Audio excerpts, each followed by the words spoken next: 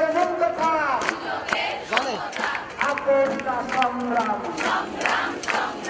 আপোষ না সংগ্রাম, দালালি না রাজপথ, দালালি না রাজপথ, দালালি না রাজপথ, দালালি না শাহবাগ, দালালি না শাহবাগ, কোটা না শাহবাগ, কোটা না শাহবাগ।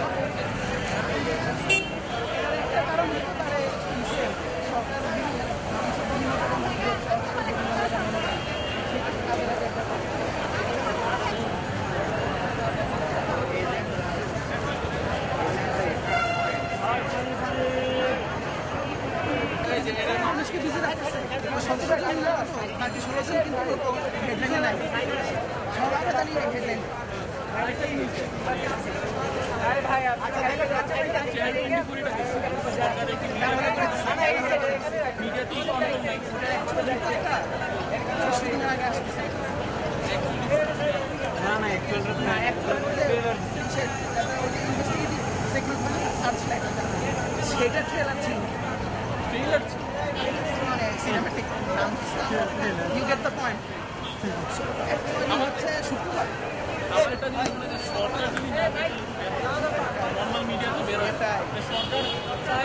এত বছর বের হইল না, এখন হঠাৎ করে একজন জার্নালিস্ট বাই করে ফেললো।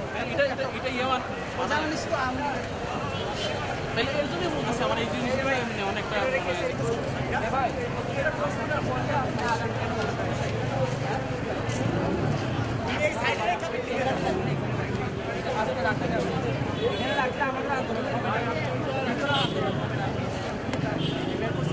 (56% কোটার যে রায় দিয়েছে হাইকোর্ট, আমরা এটার সাথে একমত পোষণ করছি না। আমরা কোটা সংস্কার চাই, সর্বোচ্চ কোটা 5% চাই।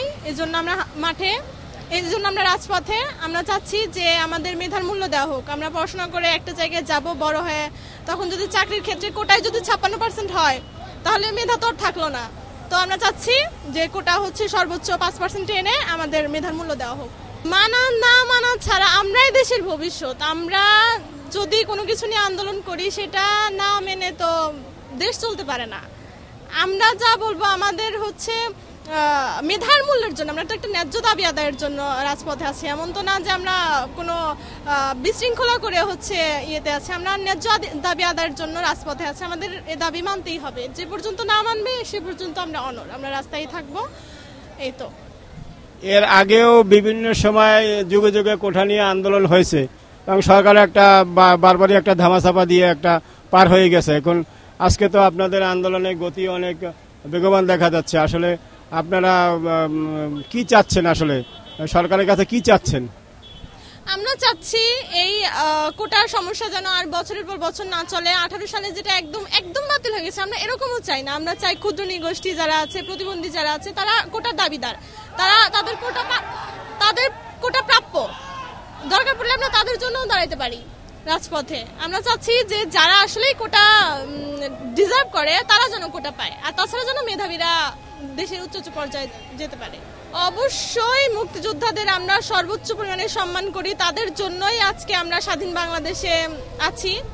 তো মুক্তিযোদ্ধার কোটা যদি এটা একটা লিমিট পর্যন্ত থাকতো আমরা অবশ্যই কোন ধরনের কথা বলবো, কিন্তু 30% কোটা, মেধার জায়গা থেকে 30% কোটা আসলে মেনে নেওয়া যায় না।